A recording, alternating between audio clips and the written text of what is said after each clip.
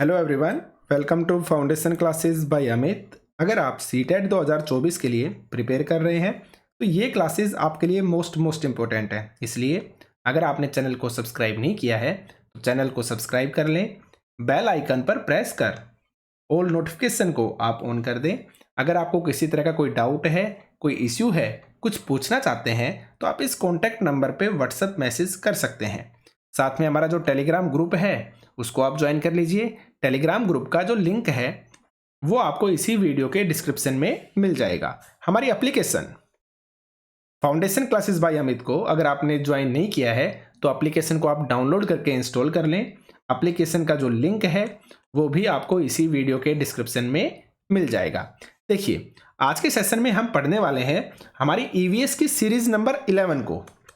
जैसा कि आपको पता है हमने पीवाईक्यू सीरीज को स्टार्ट कर रखा है, यानी कि previous year questions, original questions जो आपके एग्जाम में आए हुए हैं, तो उसका हम सेट नंबर 11 करने वाले हैं। और जैसा कि मैं आपको हमेशा बोलता हूं, किसी भी एग्जाम को क्रैक करने के लिए आपकी थ्योरी प्लस में पीवाईक्यू दोनों ही मोस्ट इंपॉर्टेंट होते हैं। दोनों में से एक को भी अगर आपने स्किप किया तो वो आपके लिए नुकसानदायक होगा। तो चलिए स्टार्ट करते हैं फिर हम।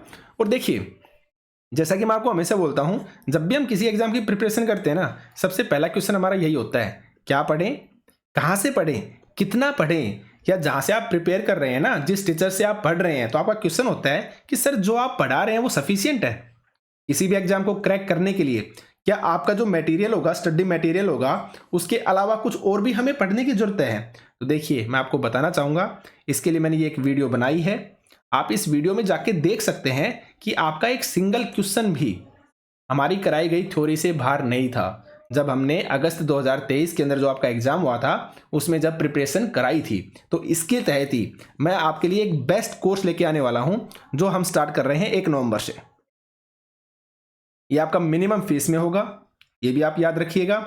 और एकदम बेस्ट कोर्स होगा आपके सभी सब्जेक्ट, चाहे फिर वो साइकोलॉजी हो, ईवीएस हो, हिंदी हो, इंग्लिश हो, आपका कोई भी सब्जेक्ट हो, सीटेट के जितने भी सब्जेक्ट हैं एकदम बेस्ट तरीके से आपको कराए जाएंगे।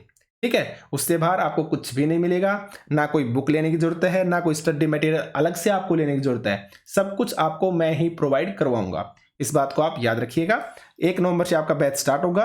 अभी हम जस्ट देखते हैं अपनी पीवाईक्यू क्लासेस को। तो देखिए, आपका फर्स्ट क्वेश्चन है, बोरा चिपचिपे चावल की एक सामान्य किस्म है।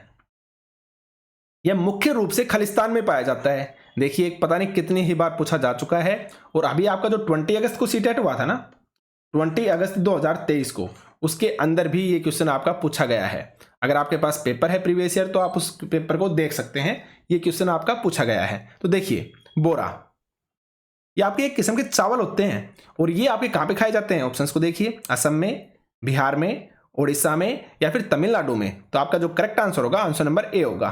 कहाँ पे खाए जाते हैं?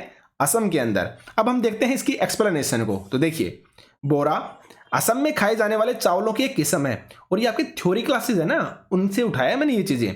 तो जब मैं आपको थ्योरी क्लासेस कराऊंगा ना, 1 नवंबर से हम स्टार्ट कर देंगे बैच में, जो ऑलरेडी मैंने वीडियो डालना स्टार्ट कर दिया है। तो 1 नवंबर से आपका बैच लॉन्च हो जाएगा। ठीक है, और आप एक एक थ्योरी क्लासेस को इतने अच्छे तरीके से करेंगे, आपका एक सिंगल क्वेश्चन भी गलत नहीं होगा। आप देखेंगे, जब हमने 20 अगस्त को जब बता रहा ना मैं, जब ईवीएस करवाई थी, एक सिंगल क्वेश्चन आपका बाहर से नहीं था, आप यकीन मानिए। ठीक है, तो बोरा एक किस्म है चावलों की जो असम में खाई जाती है, और जो पकने के बाद क्या हो जाते हैं? आपके चिपचिपे हो जाते हैं। और इसके अलावा आपको चेवा चावल भी याद रखने हैं। चेवा चावल कहाँ पे खाया जाता है? ये भी आपका असम के अंदर ही खाया जाता है, याद रखिएगा। चेवा चावल बनाने के लिए सबसे बड़े एक कढ़ाई होती है, तो कढ़ाई बोलते हैं जिसमें हम चावल को बनाते हैं, उसको बोला जाता है ताऊ। तो सबसे पहले हम कढ़ाई या ताऊ में पानी को उबालेंगे और उस पर भीगे हुए चावलों की कढ़ाई रखेंगे, फिर उसे केले के पत्तों से ढक देंगे। और इस तरह से आपका जो चेवा चावल है वो बनकर क्या हो जाएगा? तैयार हो जाएगा। तो आपको याद रखना है कि असम में कढ़ाई को क्या बोला जाता है? ताओ बोला जाता है। आपसे पूछा जा सकता है कि ताओ कढ़ाई का नाम है किस राज्य के अंदर? तो आप बताएंगे असम के अंदर। याद रखिएगा आप। ठीक है, आगे बढ़ते हैं। मगरमच्छ मुख्य रूप से शिकारियों द्वारा खालिस्तान के लिए मारे जाते हैं, यानी कि शिकारी जो है वो मगरमच्छ का शिकार करते हैं। और हमसे यह पूछा गया है कि वो किसके लिए करते हैं? उनके सींगों के लिए, त्वचा के लिए, दांतों के लिए, या फिर खुशबू के लिए? तो इसका जो करेक्ट आंसर होगा, आंसर नंबर बी होगा। जो मगरमच्छ है उसको हम मारते हैं उसकी त्वचा के लिए। अब हम देखते हैं एक्सप्लेनेशन को। जानवरों को मारा जाता है, अब वो कौन कौन से जानवर हैं देखिए आप। अगर हाथी को मारा जाता है तो दांतों के लिए मारते हैं हम हाथी को। जो हाथी के दांत होते हैं कितने कीमती होते हैं ना, तो उन कीमती दांतों के लिए हम हाथी को मारते हैं, ठीक है। अगर गैंडे के बारे में पूछा जाता है तो गैंडे को मारा जाता है सींगों के लिए, ठीक है। किसके लिए? सींगों के लिए। और एक सींग वाला गैंडा कहां पे मिलता है? आपको असम के अंदर, ये भी आप याद रख सकते हैं, ठीक है। तो गैंडे को सींगों के लिए मारते हैं। शेर, मगरमच्छ और सांप को मारा जाता है खाल यानी कि त्वचा के लिए, आप याद रखिएगा। तो आपसे यहां पे मगरमच्छ ही पूछा गया था कि हम मगरमच्छ को किस लिए मारते हैं, तो हम मारते हैं खाल यानी कि त्वचा के लिए मारते हैं मगरमच्छ को। गैंडे को सींगों के लिए, हाथी को दांतों के लिए, और कस्तूरी हिरण, अगर आपसे कस्तूरी हिरण पूछा जाता है तो कस्तूरी हिरण को हम मारते हैं खुशबू के लिए। इसलिए मारते हैं, खुशबू के लिए मारते हैं। और जानवरों को बता दिया मैंने एकदम डिटेल से, ठीक है। आगे बढ़ते हैं। मलयालम में बड़ी मां, ठीक है, मलयालम में मां की जो बड़ी बहन है उसको क्या कहा जाता है बताइए आप। वलियम्मा कहेंगे, अमुमम्मा कहेंगे, या फिर थम्मा कहेंगे, या फिर दीदू कहेंगे।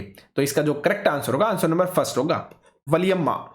मलयालम में मां की जो बड़ी बहन होती है उसको हम क्या कहते हैं? वलियम्मा कहते हैं। क्या कहते हैं? वलियम्मा कहते हैं। अब हम देखते हैं एक्सप्लेनेशन को।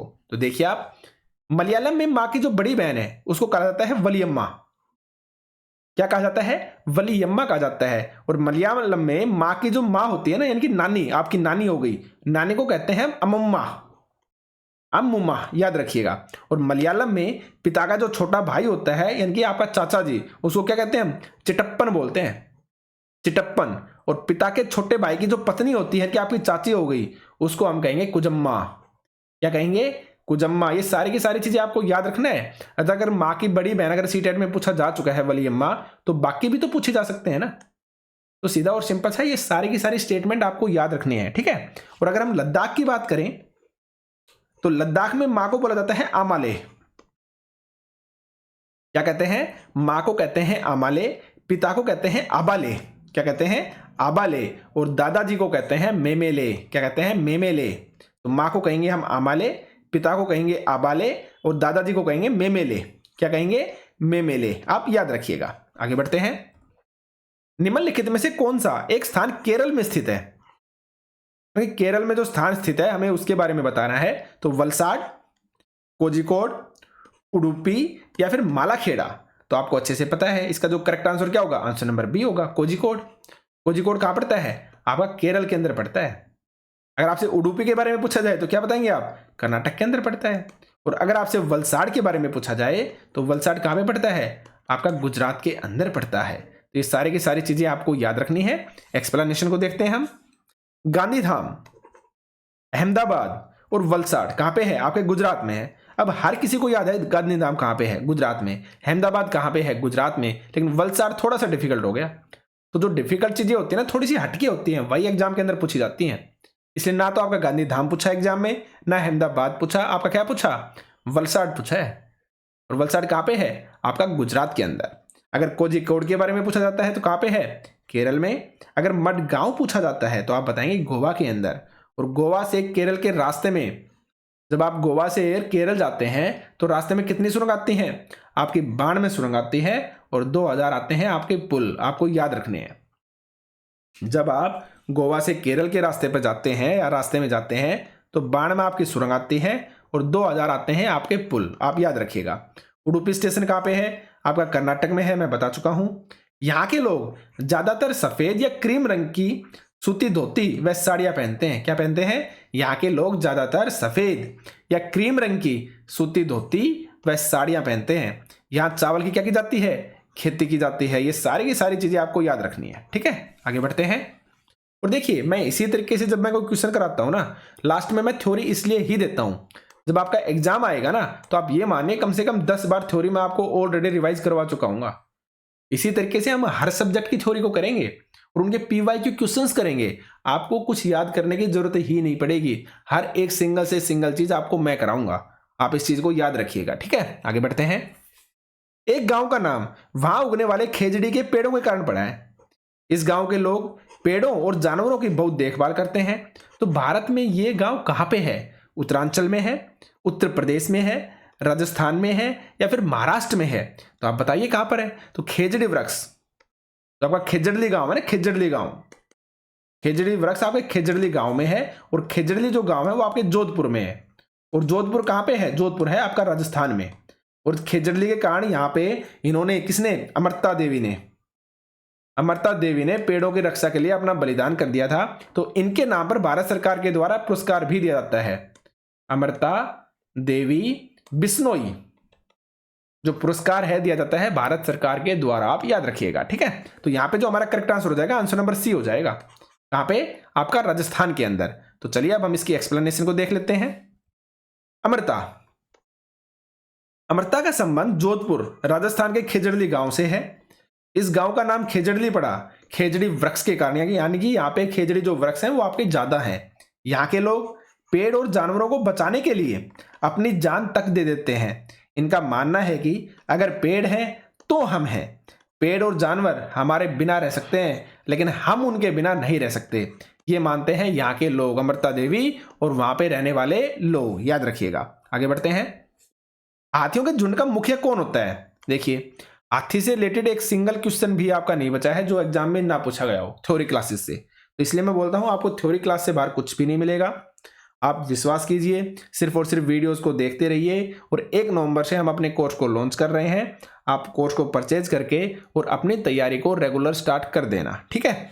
देखिए यहाँ पे, आयु में सबसे छोटा मादा हाथी, आयु में सबसे बड़ी मादा हाथी, आयु में सबसे बड़ा नर हाथी, या आयु में सबसे छोटा नर हाथी। तो इसका जो करेक्ट आंसर क्या आएगा, आयु में जो सबसे बड़ी मादा हाथी होती है ना, वो होती है आपकी हाथियों के झुंड की मुखिया। आपको याद रखना है। आगे देखते हैं। अब देखिए एक्सप्लेनेशन को देखिए आप। जितनी बार भी कोई क्वेश्चन आएगा ना, उतनी ही बार उसकी मैं एक्सप्लेनेशन खुद करवाऊंगा। हम देखते हैं फिर कैसी चीजें आपके माइंड में नहीं होंगी, कैसे आप याद नहीं कर पाओगे। देखना आप, हाथी, एक बड़ा हाथी एक दिन में 100 kg से ज्यादा पत्ते खा जाता है। हाथी दिन में केवल 2 से 4 घंटे ही सोता है। हाथी को पानी और कीचड़ में खेलना अच्छा लगता है। गर्मी लगने पर हाथी अपने कान हिलाकर हवा करता है। हाथियों के झुंड में केवल अथनियां और बच्चे ही रहते हैं। याद रखिएगा, हाथियों के झुंड में केवल अथनियां और बच्चे ही रहते हैं। झुंड की सबसे बुजुर्ग हथिनी ही झुंड की क्या होती है, नेता होती है। झुंड की सबसे बुजुर्ग हथिनी ही झुंड की नेता होती है। आपको याद रखना है, ठीक है। आगे बढ़ते हैं। एक झुंड में 10 से 12 हथनियां और बच्चे होते हैं। देखिए कितनी बार पूछा जा चुका है।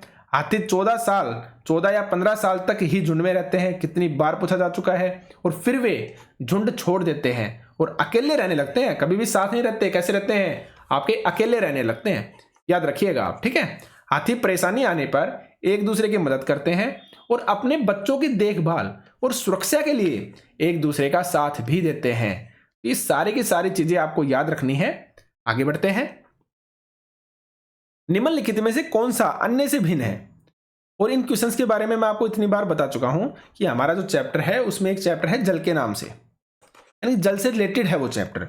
तो वहां से आपके ये क्वेश्चंस पूछे जाते हैं और हर बार सेम ही क्वेश्चन आपके पूछे गए हैं। कुछ भी अलग से कंसेप्ट नहीं लगता है। तो हमें यहाँ पे क्या बताना है कि निम्नलिखित में से कौन सा अन्य से भिन्न है, सबसे अलग है। तो देखिए, नदी, पर्वत, झील, तालाब और झरना ये दे रखे हैं और ये 4 आपके ऑप्शन है। तो आपको ये बताना है इनमें सबसे अलग कौन है, नदी, पर्वत, झील और झरना। अब आप मुझे खुद बताइए कि इन चारों ऑप्शंस में ऐसा कौन सा ऑप्शन है जिसका संबंध जल के साथ नहीं है। इनमें से 3 ऐसे होंगे जिनका संबंध आपके जल के साथ है और एक ऐसा होगा जिसका संबंध जल के साथ नहीं है। तो जिसका नहीं है ना संबंध, वही क्या हो जाएगा, आपका आंसर हो जाएगा। अब नदी देखिए, नदी में क्या होता है, आपका पानी होता है, तो जल से संबंधित हो गया। झील को देखिए आप, झील में क्या होता है, आपका पानी होता है, वाटर, तो ये भी क्या हो गया, आपका सही हो गया। झरने को देखिए आप, झरने में भी क्या होता है, आपका पानी होता है, यानी कि वाटर होता है, तो ये भी आपका सही होगा। नदी में मैं आपको बता चुका हूं पानी होता है, यानी कि वाटर, तो ये भी आपका सही है। तो करेक्ट आंसर क्या होगा आपका, आंसर नंबर बी। पर्वत एक ऐसा है जिसका संबंध आपके पानी के साथ नहीं है, तो इसलिए यही हो जाएगा आपका correct answer, answer number B. आगे बढ़ते हैं।